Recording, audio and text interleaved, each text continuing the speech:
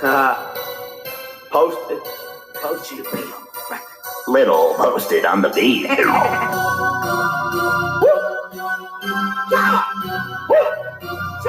Let's get it. Post-it. No. Post-it. No. Post-it. No. Post-it. No. Well, hello everyone. My name is Dawn Tresh, and I am going to teach you about a technique, an innovative education technique called Write and Stick. The reason I chose this was because it's something that I've never heard of, yet it is something so simple. You can use it anywhere at any time in your classroom, in your workshop, whenever you teach adults. The objective for you is by the end of this presentation, you, the viewer, will describe how to use a new teaching strategy called Write and Stick.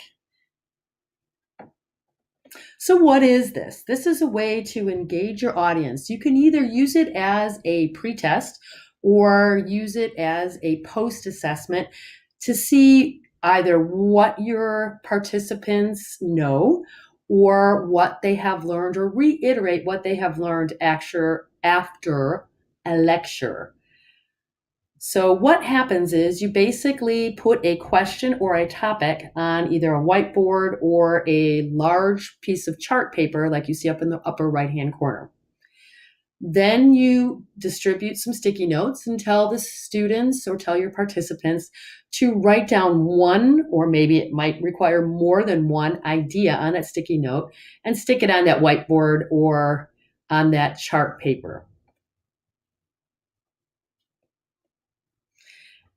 Is it easy to use? Well, it's about the easiest thing that I have learned about so far. It's so easy, so simple, and you can basically use it anywhere. So yes, it is very easy to use. Literally, you just have to come up with a topic, write it on a piece of paper, or like I said, a whiteboard. It's up to you. Separate your students into groups, hand out the sticky notes, give them some markers, and just let the fun begin. So yes, very, very simple and easy to use. How about for teaching adults? So the question might come up, is this a good idea for teaching adults? This is actually an awesome idea for teaching adults because they like to, for the most part, have their ideas heard. They like to participate in what's going on. In this way, they can move around, they can talk to each other, they can collaborate, they can brainstorm. Their ideas are being used and heard, and that is what's very, very important in teaching adults. The time that is required, very short amount of time to prepare for this. You just come up with one or two questions, write them out, and you're off and running. Materials, whiteboard that you might find in any classroom, or if you don't have that, a large poster paper, maybe walls to hang the papers on, some tape, pens, markers, and of course, as many Post-it notes as you want to distribute. So it can either be in a classroom, as you see to the left, or a large conference room, as you see below. The only need that you have to do is break up people into groups. And you have the soothing sound of thunder behind you. So that's just a little bonus there. So how is it done? Well, on the left, I have your average everyday whiteboard. And on one side, it says what I already know, and the other side, it says what I'd like to learn. And this can be used as a pre-assessment. And what the students will do is take their sticky notes, write their information on, and stick it on one side or the other. And then we can go through as a pre-assessment and see what they already know and what they'd like to learn and address those things. On the right, what you have is how to care for a person that's having a heart attack. Now, I teach RN students, or actually LPN students, and maybe one of the subjects we have is care of a person after having a heart attack or during a heart attack. What do you do? Now, this is going to be used after a lecture as a post-assessment to see what they have learned so far. So this is a great way to do this too. So what they would do is then write on a Post-it note, okay, what do you do to care for a person with a heart attack? And stick it on the paper. So there's many different things you can do, and you can read them up there. Now, there's another option that you can have. You can take that, what your idea is, care of a person having a heart attack, and separate it that even further. So I noticed that the students put a lot of medications and a lot of actions that you would do to take care of someone. So what I did was I separated those and categorized them into one side and the other. So all my medications are on the left, all the actions are on the right.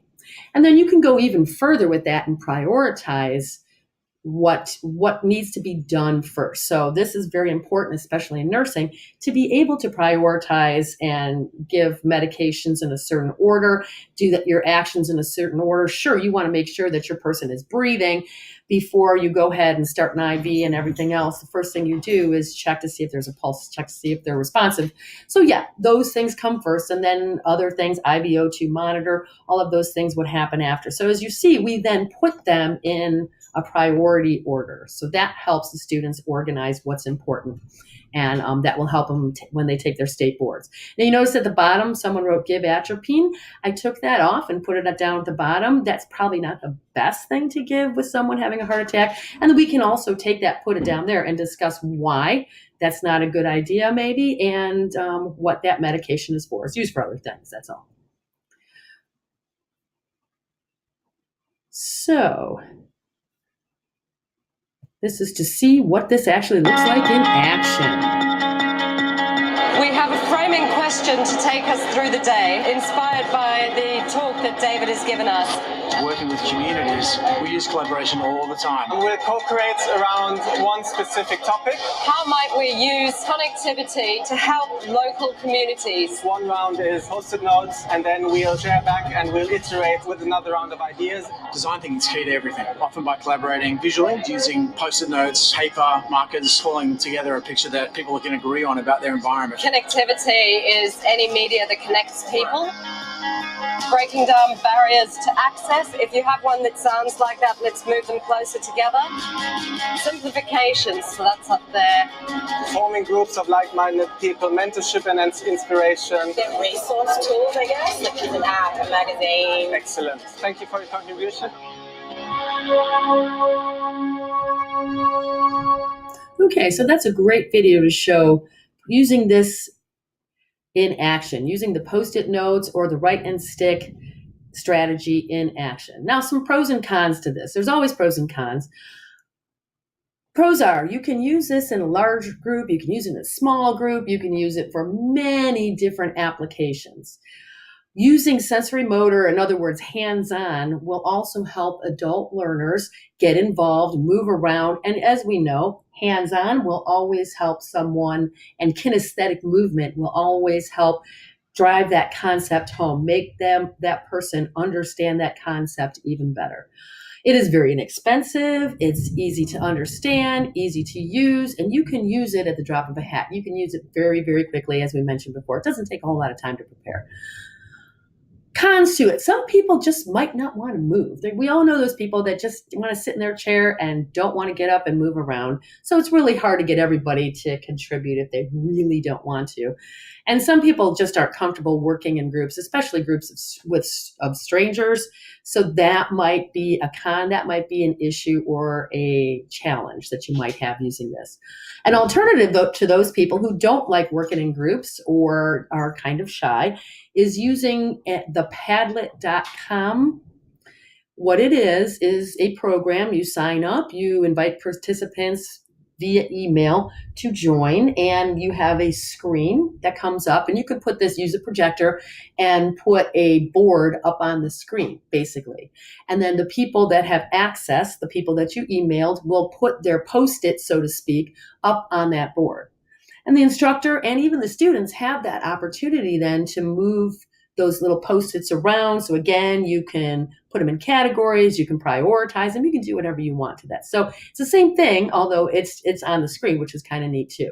Now, I personally have not used it, but it's something that's out there. So thank you very much for watching. I hope you enjoyed this. And now you have a new strategy to use. So thank you very much.